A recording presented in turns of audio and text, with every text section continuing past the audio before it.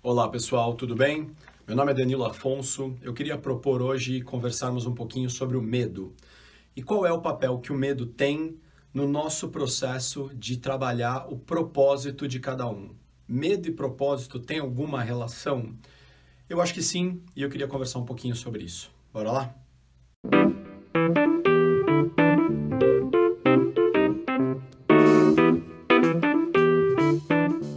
Bom, primeiro eu queria começar dizendo que este tema surgiu de basicamente duas conversas. Uma que eu tive com a Michelle, que é uma colega que trabalha também com desenvolvimento de pessoas, e outra que eu tive com a Estela, que é uma pessoa que eu converso muito também sobre desenvolvimento e evolução pessoal. Então, agradecer muito as duas, porque encaixou as duas conversas num novo tema. Vamos ver se a gente consegue achar alguns links. Bom, primeiro eu queria começar falando sobre o medo. Esse sentimento que nos acompanha já há tanto tempo e que muitas vezes chega até mesmo a paralisar as pessoas. O medo faz parte da vida? Sim, até aí eu não acho que a gente está contando nenhuma grande novidade. Mas o medo pode deixar de fazer parte em algum momento da nossa vida? Pois é, para evoluir com essa conversa, eu queria primeiro propor uma reflexão. Qual é o contrário do medo? Se o medo existe, quando é que eu entenderia que ele deixaria de existir? Quando o que entrasse no lugar dele? Bom, a imensa maioria das pessoas tem me respondido a esta pergunta basicamente com a mesma resposta. Danilo, o contrário do medo é a coragem. Pois é, o contrário do medo não é a coragem. Como é que o contrário do medo pode não ser a coragem? Se eu tenho coragem, eu não tenho medo, e se eu tenho medo, eu não tenho coragem. Mas acontece que isso não é verdade. O contrário do medo é a irresponsabilidade. O contrário do medo é a irresponsabilidade, a nossa incapacidade de prever problemas, de prever perigos. Logo, o medo é bom, o medo faz parte da vida e fará para sempre. Quem não tem medo pula do 10º andar de um prédio sem corda, sem nenhum tipo de proteção embaixo, pelo simples prazer ou desejo de viver uma experiência de pular da janela. Se eu não tiver medo, eu atravesso a rua de uma avenida super movimentada sem nem olhar para os lados. Sem medo, eu como qualquer alimento que eu encontre pela frente. Não importa se ele tem um aspecto de venenoso ou não, não importa se ele está estragado. Sem medo, eu posso mexer, por exemplo, num bicho que está rastejando no chão de 8 patas porque achei engraçado, sem saber se ele pode me picar e se ele é venenoso. Então, vamos lá. O medo é importante. Agora, quando o medo nos domina a ponto dele ser o grande decisor da nossa vida, a gente começa a entrar num processo paranoico.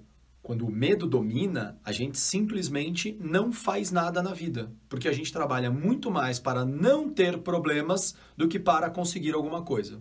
E aí, quando o medo nos domina, obviamente nós vamos ter problemas para fazer a nossa vida prosperar. Então, olha só que tese interessante para a gente começar a nossa conversa. O medo sempre vai existir, ele é importante, ele nos protege, mas ele não pode ser o decisor, ele não pode ser o elemento que faz com que a gente decida alguma coisa. Ele tem que ser um alerta. Vamos combinar, portanto, aqui que a premissa é: o medo sempre fará parte da nossa vida e ele é até desejável em determinado grau. Bom, mas voltando um pouco na pergunta inicial, se o contrário do medo é a irresponsabilidade, aonde entra a coragem? Pois é, a coragem é irmã do medo. A coragem existe lado a lado com o medo.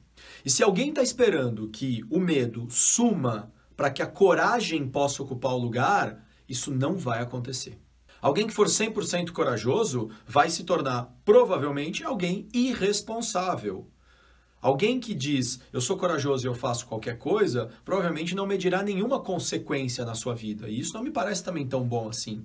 Agora, se eu encarar a vida como uma nave que eu tenho que pilotar, e esta nave tem basicamente 2 botões, um botão do medo e um botão da coragem, e esses 2 botões estão no painel da minha vida, aí eu posso começar a imaginar o seguinte: qual botão eu vou apertar para fazer a minha vida andar? Se eu apertar o botão do medo, a minha nave simplesmente para. E se eu continuar apertando o botão do medo, a minha nave não vai andar nunca. Por outro lado, se eu fico apertando o botão da coragem o tempo inteiro e fico querendo que o botão do medo suma, eu posso acelerar numa pista que não é adequada para acelerar. E aí posso partir para a esfera da irresponsabilidade. Então, eu prefiro pensar que medo e coragem são 2 elementos que andam lado a lado. E que muitas vezes na vida o que eu tenho que fazer não é esperar que o medo suma para que a coragem, portanto, assuma o papel de liderar. Eu tenho que optar pela coragem ainda que eu esteja com medo. Eu tenho que decidir enfrentar o meu medo usando todos os aprendizados que ele me trouxe, todos os planos de contenção que ele me trouxe, mas optando pela coragem, porque ao optar pela coragem, a vida anda. Bom, mas aí entra uma outra esfera nessa história toda.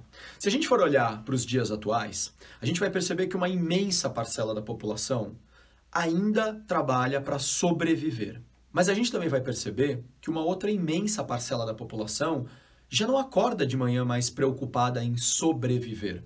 Pode não parecer verdade, mas o mundo evoluiu muito nas últimas décadas. Na verdade, o mundo vem evoluindo constantemente. Você tem muito mais produção de alimentos hoje a despeito de termos mais pessoas. Nós temos muito mais medicamentos para combater as doenças, ainda que nós também geremos muitos problemas para nós mesmos, como poluição, como consumo de alimentos não saudáveis. Mas o fato é que hoje a gente tem um supermercado em cada esquina e a gente pode ir até esse supermercado e comprar um alimento embalado e saciar a nossa fome. Claro que se ela é muita, a gente vai ter que comer muito, e se a gente tem pouquíssimo dinheiro, a gente vai poder comer muito pouco. Mas o fato é que existe um lugar onde eu posso encontrar comida, eu sei onde ela está, e uma imensa maioria da população tem acesso a isso.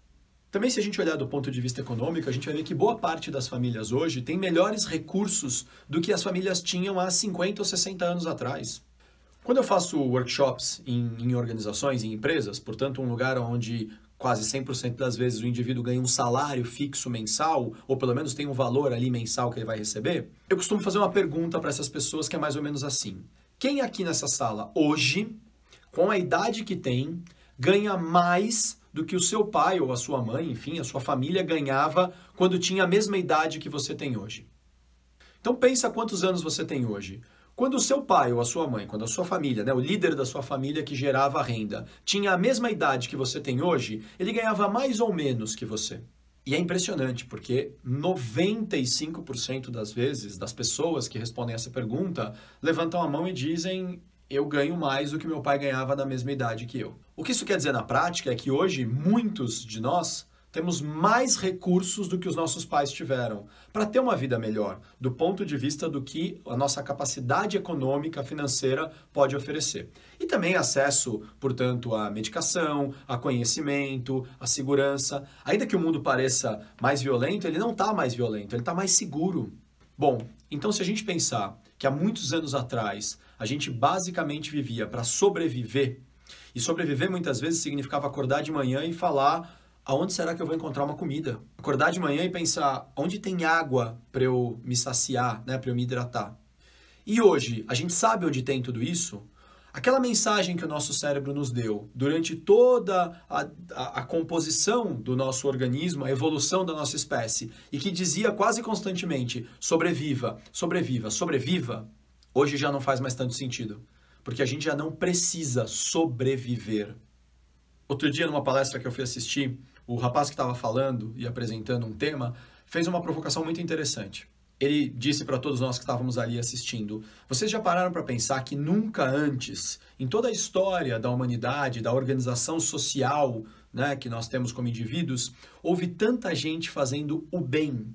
Nunca antes houve tanta gente com projetos para acolher pessoas necessitadas, pessoas em vulnerabilidade social. Nunca houve tanta gente trabalhando para melhorar a vida de outras pessoas simplesmente porque gosta de fazer o bem. Nunca houve tanta gente, ainda que por culpa, mas fazendo coisas para o outro. Juntando roupas usadas para quem está com frio, preparando alimentos para quem está com fome através da distribuição de sanduíches ou de sopão. Pessoas fazendo projetos sociais para melhorar a educação.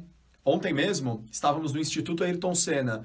O Instituto Ayrton Senna não existia há 100 anos atrás e talvez não existisse nada nem parecido com isso. Então, se tem tanta gente fazendo bem, o mundo está melhor. Por incrível que pareça, mas a gente tem muitos veículos de comunicação e muito acesso à comunicação. Então, do mesmo jeito que tem muita gente fazendo bem, também tem muita informação sobre o mal, e o mal que ainda existe, óbvio, circulando por aí e às vezes fazendo muito barulho e nos assustando. Mas o mundo está melhor. A gente precisa sobreviver muito menos hoje do que precisávamos no passado. Bom, agora soma este momento onde a gente não precisa sobreviver tanto, e mesmo quem precisa sobreviver encontra formas de buscar essa sobrevivência muito mais do que existia no passado, por conta de tanta gente fazendo bem, de governos mais organizados. Então, nesse momento que eu não preciso mais só sobreviver desesperadamente, o meu cérebro pergunta: tá, e o que eu tenho que fazer então? E aí a gente se faz essa pergunta num momento muito especial também da sociedade, aonde se conhecer, aonde olhar para dentro de si, isso já vem desde os filósofos gregos, depois passando fortemente por Freud e todo mundo que desenvolveu o estudo do cérebro e do inconsciente e da mente, dos nossos comportamentos, que tem a ver muito mais com o que está aqui dentro do que necessariamente com o que está aqui fora, faz com que a gente hoje não tenha tanta vergonha de cuidar de si mesmo do ponto de vista de saúde emocional. E ao cuidar melhor de si mesmo e buscar se conhecer mais, as pessoas começaram a fazer uma pergunta que outro dia alguém brincou comigo e disse: essa pergunta tá na moda, né? Eu não acho que ela tá na moda, eu acho que ela é urgente de ser questionada, que é: qual é o meu propósito? O que eu vim fazer nesse mundo? Mas no momento em que eu também não sei a resposta para essa pergunta, qual é o meu propósito, porque eu só comecei agora a me perguntar direito qual é, a refletir, a me provocar, vem uma dúvida gigantesca, vem um buraco gigantesco. Eu já não preciso mais sobreviver, mas eu também não sei direito o que eu estou fazendo aqui. Bom, nesse momento, abre-se um espaço muito perigoso, que é o espaço para eu me sentir sozinho, para eu me sentir rejeitado. Tá todo mundo aí tão sabedor do que tem para fazer na vida e eu não, porque eu não preciso mais sair correndo para achar um resto de carne, né, para descobrir um riachinho ali para beber uma água. Mas também não sei exatamente o que eu tenho que fazer. Vou simplesmente acordar e sair trabalhando, mas trabalhando por quê? Vivendo nessa família que eu tô, por quê? Me sacrificando, por quê? Antes, quando era para sobreviver, ainda era um propósito, mas não sendo mais esse o propósito. E agora? Vou sobrar? Vou ficar para trás? E pior, pelo amor de Deus, não vamos condenar aqui as redes sociais, porque o instrumento, ele nunca faz nada de bom ou de ruim. Mas as redes sociais colaboram para a gente disseminar histórias que não condizem com toda a verdade. Quando o indivíduo vai lá e tira uma foto fantástica das férias dele e mostra aquele dia de sol maravilhoso e que delícia que estava aquela praia, mas ele só mostra isso, e portanto a gente não vê o dia também que estava nublado, o dia que a comida do restaurante não estava boa, o dia que deu dor de barriga nele, ou seja, a gente só vê as coisas lindas e maravilhosas, a gente começa a achar que a vida do outro é fantástica e a nossa vida é uma bosta. E se a minha vida é uma bosta, porque eu sei da minha vida as coisas boas, mas sei também um monte de coisa ruim, mas da vida do outro, quando eu vejo nas redes sociais só tem coisas maravilhosas, e além de tudo eu nem sei direito qual é o meu propósito, porque eu não preciso mais sobreviver, mas também não sei o que eu coloco no lugar, vem um vazio e vem um medo de ser rejeitado. E esta rejeição é muito perigosa, porque gera um sentimento de que eu preciso que as pessoas me aprovem e gostem de mim, porque eu não posso ficar para trás. Uma pausa aqui importante, deixando bem claro que as redes sociais são só um instrumento e podem ser usadas super para o bem, para coisas ótimas, mas podem também ser usadas para coisas ruins. O instrumento nunca tem culpa. O mesmo machado que serve para cortar lenha, acender uma fogueira e aquecer uma família com crianças que, por exemplo, possa estar passando um frio danado numa noite de inverno, também pode ser usado para machucar alguém, para dar uma machadada numa pessoa, feri-la. E a culpa não é do machado, é de quem usa o instrumento. A responsabilidade não é do objeto, a responsabilidade é de quem utiliza o objeto. Putz, mas voltamos na história do medo, né? Então, se eu tô com medo de rejeição agora e o medo sempre vai existir, e eu talvez só tenha trocado agora um medo de sobreviver ou não sobreviver por um medo de ser amado ou não ser amado, como é que eu vou lidar com isso? Lembra da coragem. E se a gente trabalhar a escolha pela coragem a partir de um medo que nos posicionou num espaço melhor? Então, o medo não me paralisou, ele me direcionou. E é a coragem que me coloca em movimento em direção a este lugar. Mas que lugar é esse? Queria fazer uma proposta aqui. E se no fundo, em vez de termos medo de sobreviver ou não sobreviver, em vez de termos medo de sermos amados ou não, e se nós buscássemos lá dentro do coração começar a ter medo de levar uma vida inútil, uma vida egoísta, uma vida onde quando eu morrer eu posso até deixar um monte de coisa, mas não vai servir para nada, porque tudo aquilo só serviu para mim. E se eu morri e fui embora, aquilo perde completamente o valor. E se eu começar a direcionar o meu medo para ter medo de levar uma vida sem um propósito coletivo, um propósito que deixe um legado? E se mais do que eu não saber qual é o meu propósito que me satisfaça, eu começar a ficar preocupado em não saber qual é o meu propósito para o mundo. E não o mundo gigantesco. Ninguém aqui precisa ter o mesmo propósito de Gandhi, de Chico Xavier, de Martin Luther King ou de qualquer outra pessoa que tenha feito uma grande mudança mundial. A gente pode mudar o ambiente ao nosso redor, mas a gente vai realmente deixar algum legado? E se no fundo eu tivesse medo de morrer e ninguém lembrar de mim, ou ao lembrarem de mim pensarem, não deixou nada de muito útil? E se, portanto, junto com este medo de levar uma vida inútil, eu tivesse um botão que me dissesse, então eu posso ter a coragem de ser generoso. Porque olha só, gente, quando eu quero ser aprovado, eu tô ferrado.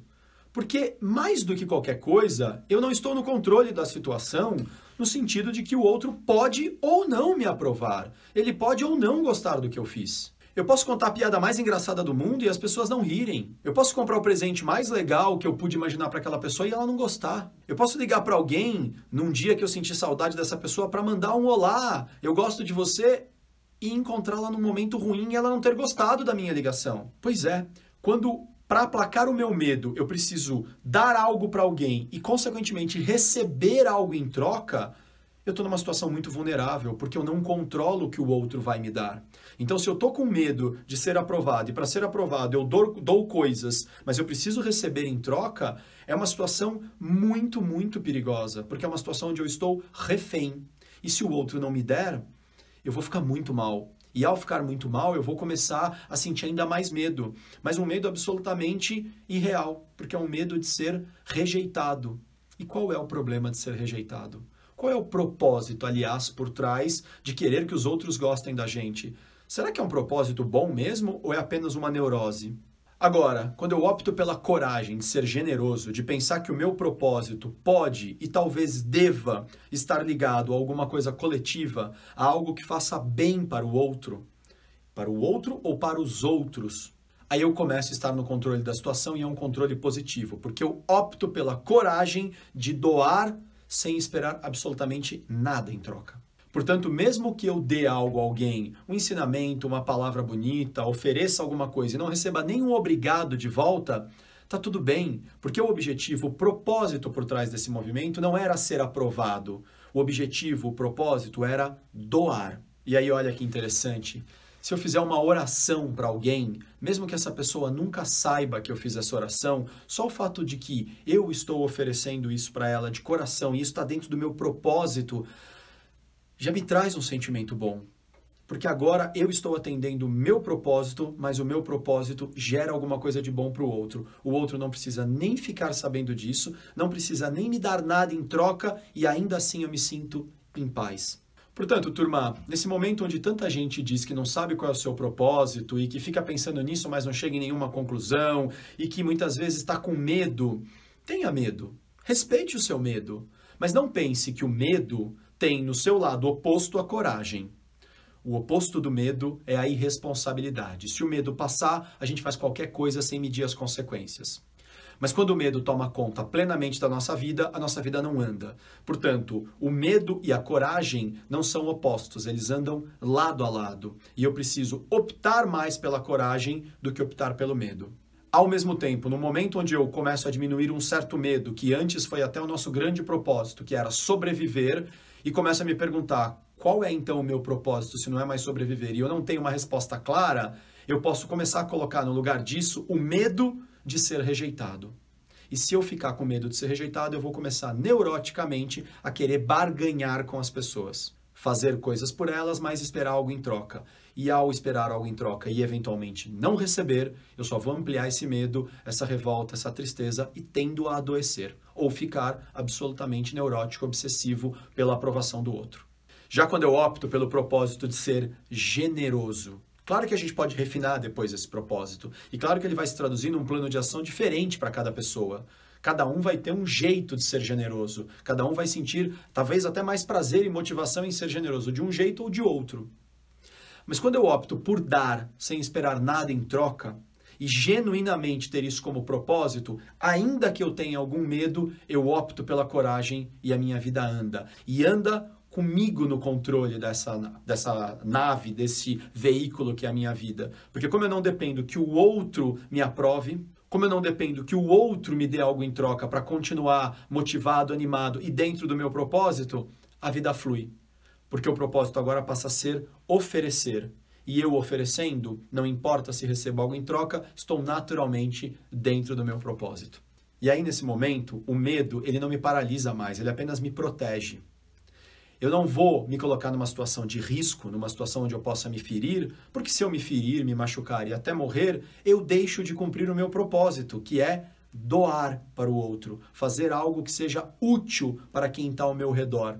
O medo passa a ser uma ferramenta positiva e não mais uma ferramenta de paralisação. Espero que esse tema provoque muitos insights, porque provocou muitos insights em mim. Até porque falar sobre propósito é uma das coisas que mais me demanda hoje o dia a dia como consultor, como coach, como psicanalista. E sinto às vezes as pessoas angustiadas de não saberem qual é o seu propósito, não saberem nem por onde começar a procurar e às vezes não ter clareza, porque não vai aparecer como um filminho na televisão, e às vezes desistirem do propósito ou ficarem angustiadas e cederem ao medo e começarem a se preocupar em ser aprovadas. Não se preocupe em ser aprovado pelo outro. O outro tem, inclusive, o direito de não te aprovar. Mas doe. Seja generoso e pense o quanto o seu propósito tem algo ligado ao coletivo, ao dar, ao oferecer, ao simplesmente entregar alguma coisa que você tem de bom para o mundo. Se esse for o seu propósito, a vida vai fluir porque você não depende de mais nada para seguir dentro do seu propósito e trazer felicidade para a sua vida. Você passa a ser senhor do seu destino. Bora lá tentar colocar um pouquinho mais de generosidade nos nossos propósitos e que a generosidade seja pelo menos o primeiro passo para a gente construir depois um propósito mais bem elaborado, mas que a generosidade nos leve à ação e que, portanto, a partir da escolha da coragem como elemento que vai nos fazer seguir em direção à generosidade, o medo nunca nos paralise. Obrigado, gente. Um grande abraço. E aí, pessoal, espero que vocês tenham gostado desse último vídeo. Eu espero que tenha sido útil, antes de mais nada, para o desenvolvimento pessoal de quem pôde assistir. Aliás, já que você assistiu, por favor, se inscreve no nosso canal. Você vai poder assistir novos vídeos, a gente está sempre publicando coisa nova. Compartilha o que você acabou de assistir com quem você acha que também vai poder aproveitar em termos de conteúdo. E, por favor, deixa todas as suas sugestões, críticas, temas novos que você gostaria que a gente abordasse em outros vídeos. A gente sempre vai pesquisando e vai preparando material a partir daquilo que vocês sugerem. Tá bom? Muito obrigado, um ótimo dia para todo mundo. Valeu!